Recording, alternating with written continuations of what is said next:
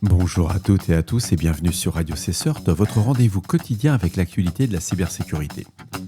Je suis Marc-Frédéric Gomez, nous sommes le vendredi 14 novembre 2025, épisode 486. Grave à la bourre, il est 23h30 et au programme aujourd'hui, une controverse autour d'Anthropic. Un correctif silencieux de Fortinet qui a fait beaucoup de bruit aujourd'hui sur une 0D active, plusieurs failles critiques dans Cisco Unified CCX, une action judiciaire de Google contre une triade de SMS phishing chinoise, une vulnérabilité majeure dans les routeurs Asus, de nouvelles techniques d'évasion utilisées par la Corée du Nord, et une analyse stratégique du CERT-FR dans le rapport de l'opération Endgame. Pour rappel, l'ensemble des sources ouvertes utilisées pour faire ce podcast sont disponibles sur le site web de radiocesseur.org ainsi que dans la description de l'épisode. Et si vous êtes un nouvel éditeur, n'hésitez pas à vous abonner au podcast.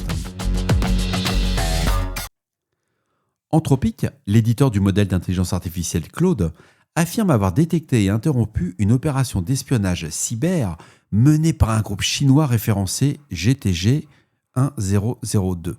Selon l'entreprise, cette campagne neutralisée à la mi-septembre 2025 constituerait le premier cas documenté d'intrusion cybernétique conduite de manière largement autonome par un modèle d'IA.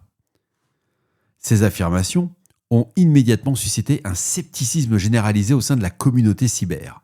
Les principaux points... Ça s'entend un peu à ma voix quand même. Quand j'ai lu l'article, je vous l'ai mis parce qu'on est vendredi, mais les gars, il faut qu'ils arrêtent avec l'IA, quoi. Pardon. Les principaux points de contestation portent sur l'absence totale d'indicateurs de compromission fournis par Anthropic et sur le refus de l'entreprise de répondre aux demandes d'informations techniques. Plusieurs chercheurs en sécurité accusent ouvertement Anthropic de fabriquer cet incident à des fins marketing. Non, qualifiant le rapport de Gulf Marketing.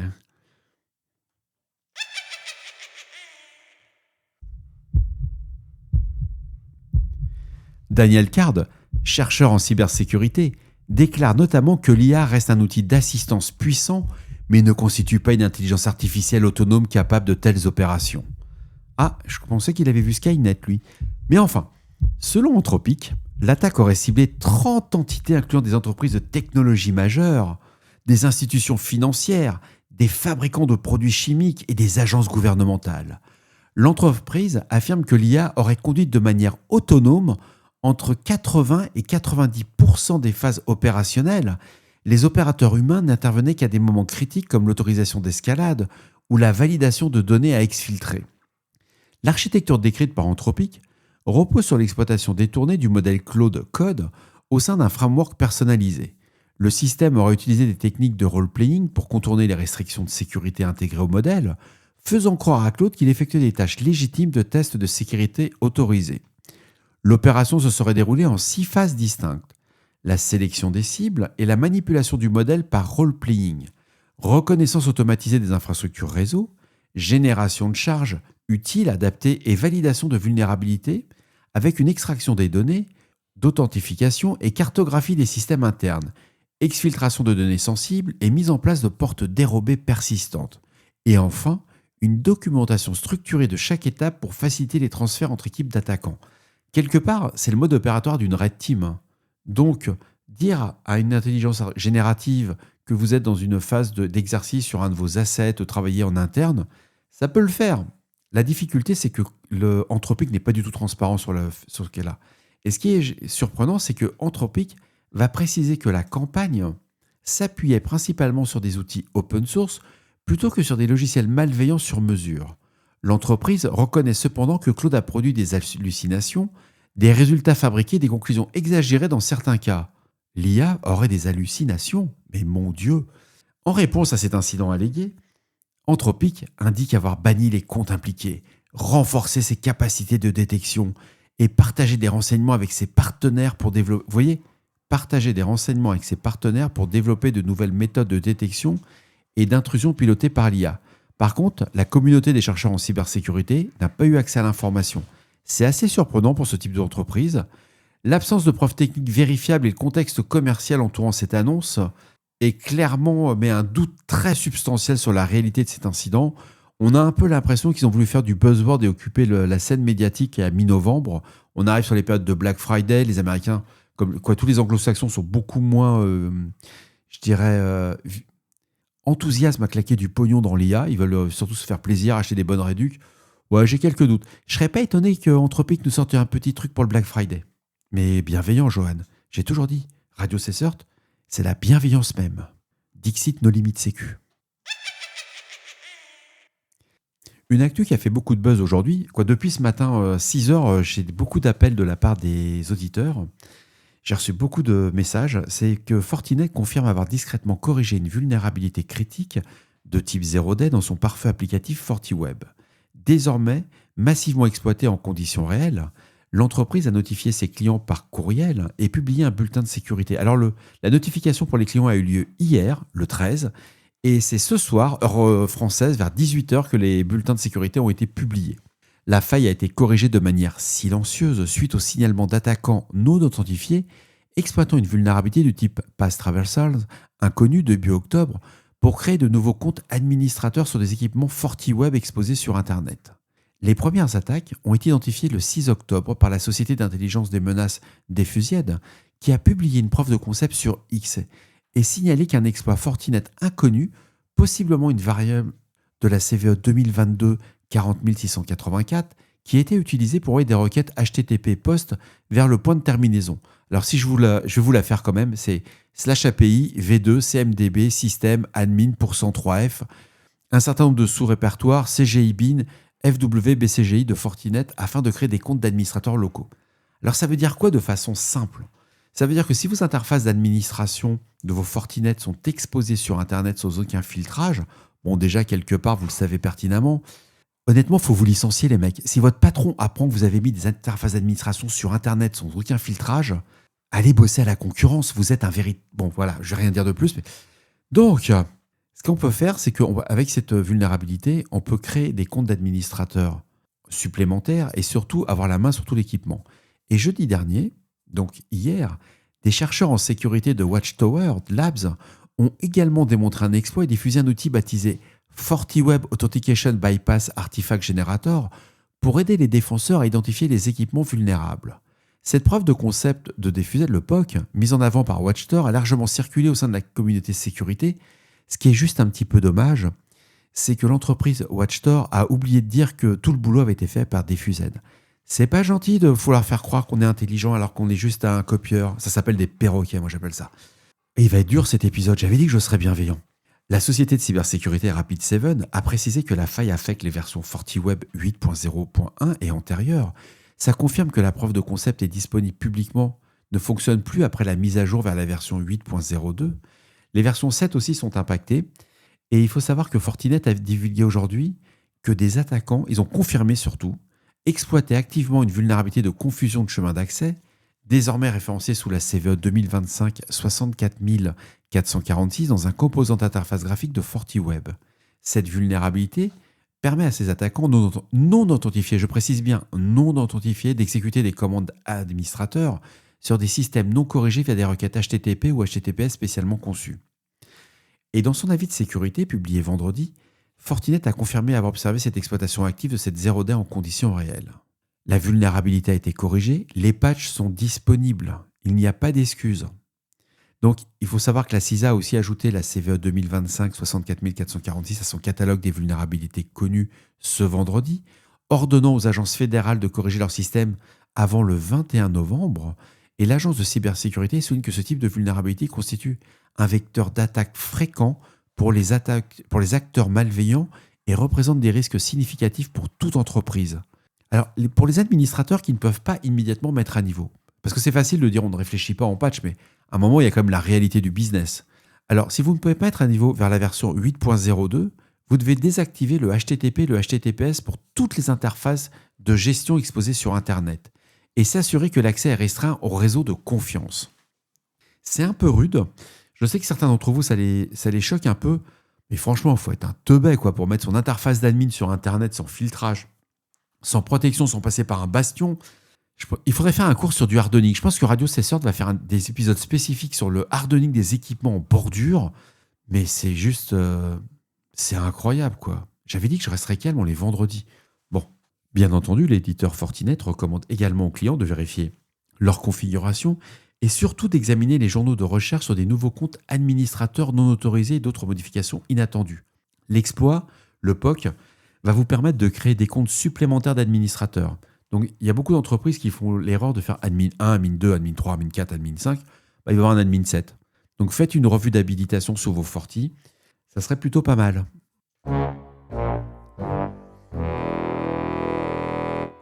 Selon Cyberpress, Cisco a divulgué des vulnérabilités critiques d'exécution de code à distance affectant Cisco Unified Contact Center Express, également référencé sous CCX, exposant les organisations à des risques de sécurité sévères.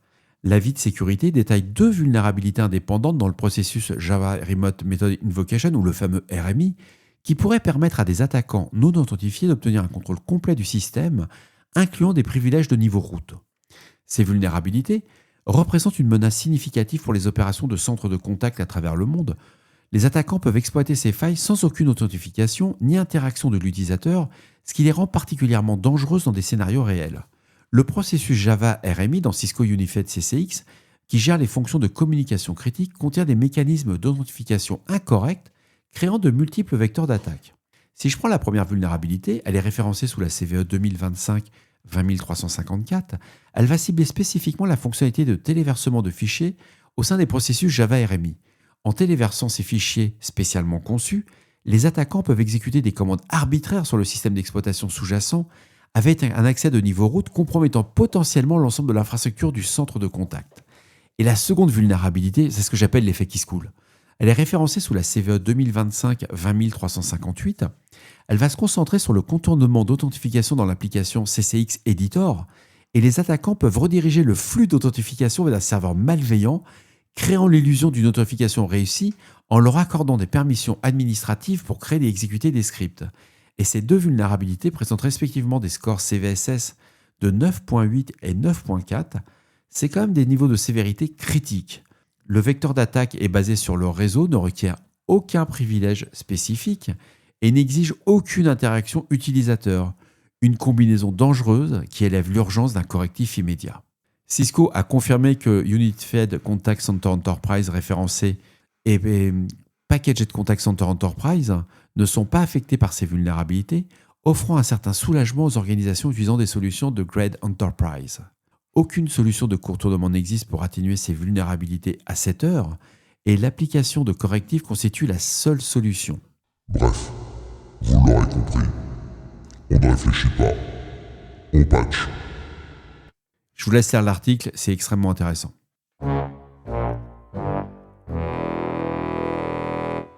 Une investigation de Brian Krebs nous remonte que Google a déposé plainte devant un tribunal fédéral du district sud de New York le 12 novembre contre 25 individus non identifiés référencés comme défendeurs John Doe, prétendument impliqués dans l'exploitation de Lighthouse, un service chinois de phishing mobile ayant affecté plus d'1 million de victimes dans 120 pays. Lighthouse constitue l'une des principales opérations de phishing as a services du groupe connu sous le nom de Smishing Triad. Ce service permet même à des novices de voler des données de cartes bancaires via des campagnes de SMS spoofant le service postal américain. Des opérateurs d'autoroutes à péage, des sites de e-commerce, des institutions financières et des sociétés de courtage. Le mécanisme de fraude reste identique quelle que soit l'entité imitée. Après la saisie des informations de paiement, le site de phishing tente automatiquement d'enregistrer la carte dans un wallet mobile Apple ou Google. Le site demande ensuite à la victime d'entrer un code à usage unique prétendument envoyé par sa banque pour vérifier la transaction. Et si la victime fournit ce code OTP, les fraudeurs peuvent lier les données de la carte à un wallet mobile qu'ils contrôlent. Les chercheurs indiquent que les fraudeurs chargent généralement plusieurs wallets volés sur chaque appareil mobile et attendent de 7 à 10 jours après l'enregistrement avant de vendre les téléphones et de les utiliser pour commettre des fraudes. Un rapport de Silent Push publié en mai 2025 révèle que les domaines utilisés par le Smishing Triad sont fréquemment renouvelés avec environ 25 000 domaines de phishing actifs durant toute période de 8 jours. Google allègue que Lighthouse viole ses marques commerciales en incluant les logos de Google sur d'innombrables sites de phishing. La plainte indique que Lighthouse propose plus de 600 templates de sites de phishing, vous vous rendez compte ? 600 victimes pour plus de 400 entités et que les logos Google figurent sur au moins un quart de ces templates. Je vous laisse lire l'article de Brian Krebs, c'est vraiment au bon niveau, C'est incroyable l'industrialisation qu'ont fait ces attaquants. Et toujours selon Salah Push, la majorité des sites de phishing créés avec ces kits résident chez deux hébergeurs chinois, donc deux hosters. C'est Tencent, c'est l'AS 132-203, et Alibaba, l'AS 45102.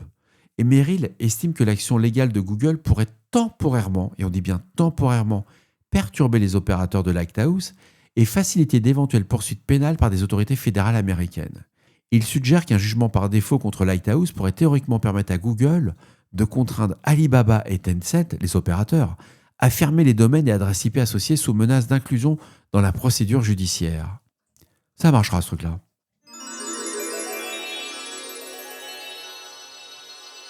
Selon Security Affairs, Asus a corrigé une vulnérabilité critique de contournement d'authentification référencée sous la CVE 2025 59367. Ça affecte plusieurs routeurs DSL de la marque. Cette faille présente un score CVSS quand même de 9.3 et permet à des attaquants distants, non authentifiés, d'accéder facilement aux équipements non corrigés.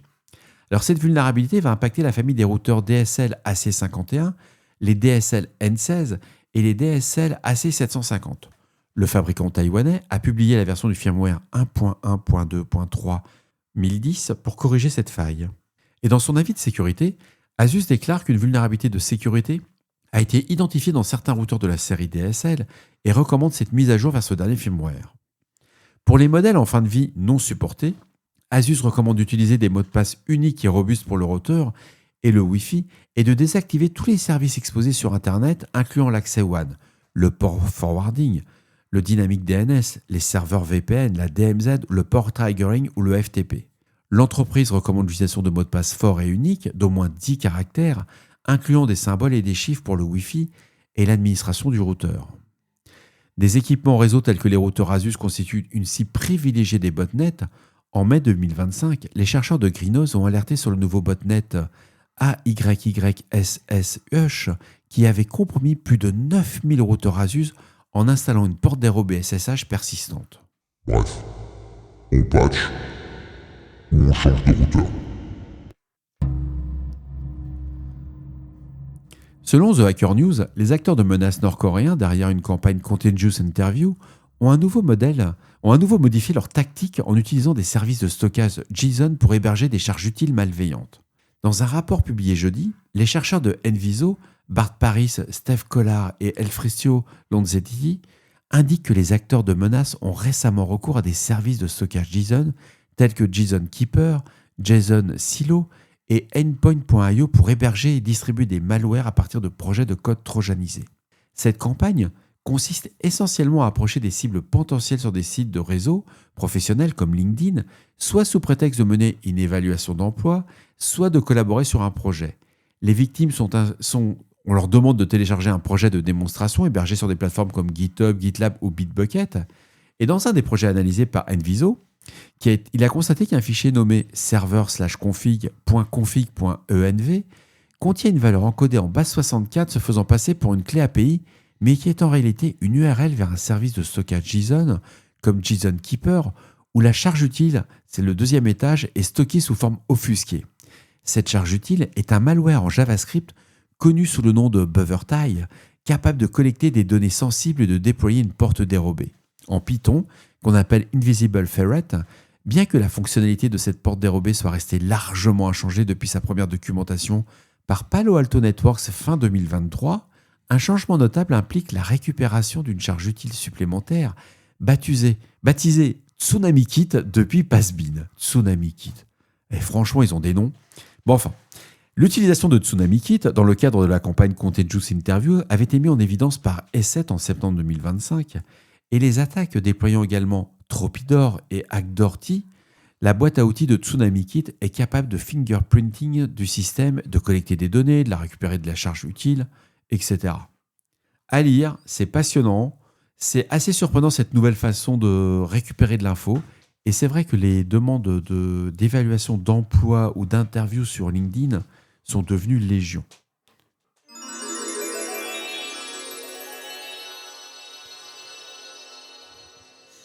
Selon le CERTFR, dans le cadre de l'opération de coopération judiciaire internationale Endgame, lancée en mai 2024, De nouvelles actions de démantèlement ont été menées contre les infrastructures liées à des codes cybercriminels depuis la semaine du 3 novembre 2025.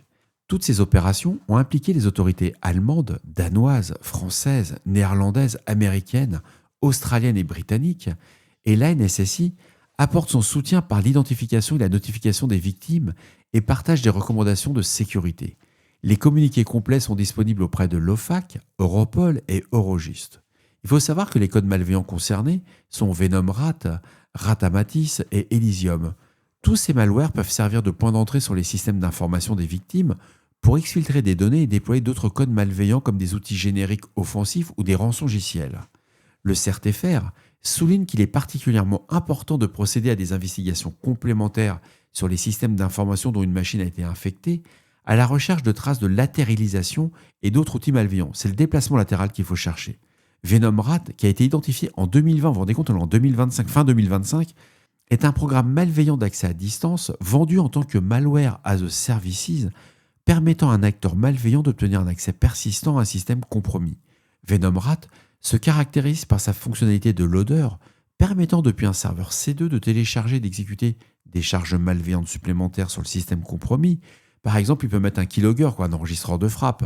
Et Venomrat est principalement diffusé via des campagnes d'hameçonnage, de phishing, ou des sites internet malveillants imitant des sites légitimes comme la page officielle de téléchargement de l'antivirus Bitdefender pour Windows. Et en 2024, Venomrat a également été distribué par le programme malveillant Scrubscript. Alors que quand on parle de Radamantis, identifié pour la première fois fin 2022, c'est un infostealer doté de capacités étendues de reconnaissance et de vol d'informations relatives au système cible, cookies de navigation, identifiant au portefeuille de crypto-monnaies. Les données ainsi collectées peuvent être directement réutilisées pour mener des attaques informatiques ou être revendues à d'autres cybercriminels. Et ce programme modulaire est populaire sur les forums de cybercriminels, où il est massivement vendu en tant que malware as a services, activement maintenu par son opérateur, et Radamantis est régulièrement mis à jour afin d'améliorer sa furtivité.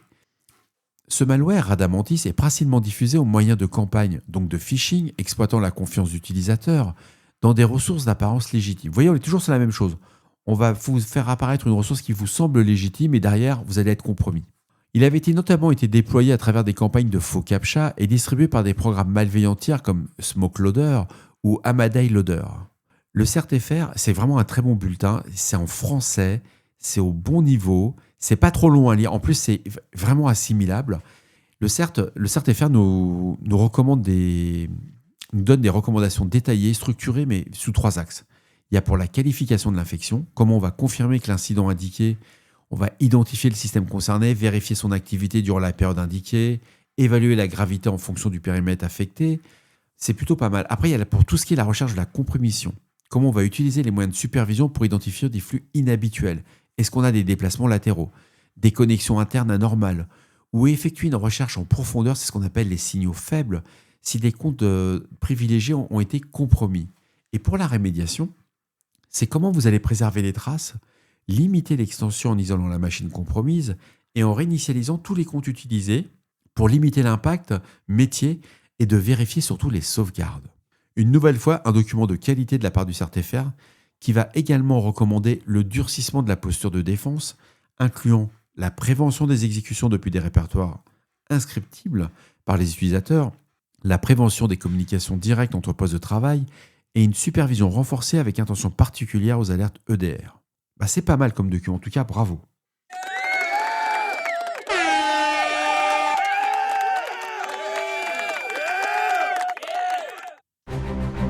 Et voilà, cet épisode se termine. J'espère qu'il vous apportera des informations claires et utiles. Je n'ai jamais enregistré un épisode aussi rapidement. N'hésitez pas à me faire vos retours sur le répondeur de Radio Cesseur au 07 68 72 20 09. 07 68 72 29. Aujourd'hui, ça a super bien marché. J'ai reçu des tas de messages sur le truc Fortinet. C'était top. En tout cas, merci beaucoup aux auditeurs et aux auditrices que j'ai eus. Pour les plus timides, par email sur radiocesseur@gmail.com. On se retrouve demain pour un nouvel épisode. La sortie de la newsletter. Ouais, j'ai quand même essayé de la sortir à jour ce coup-ci. D'ici là, on ne réfléchit pas, on patch. Bien entendu, lundi c'est raclette, vous le savez tous, mais pour ceux qui n'ont pas eu la chance d'être tirés au sort par cette fameuse IA, je vous recommande quand même ce week-end de faire une petite raclette. Le froid arrive, lundi soir, il fait 1 degré. Donc moi, je serai vous pour ce week-end, raclette. Je vous embrasse très fort. Et avec modération, la raclette. Hein. À demain. Quoi, à tout à l'heure surtout. Minuit moins 5 ans, je vais faire pour faire. Hop, pronto.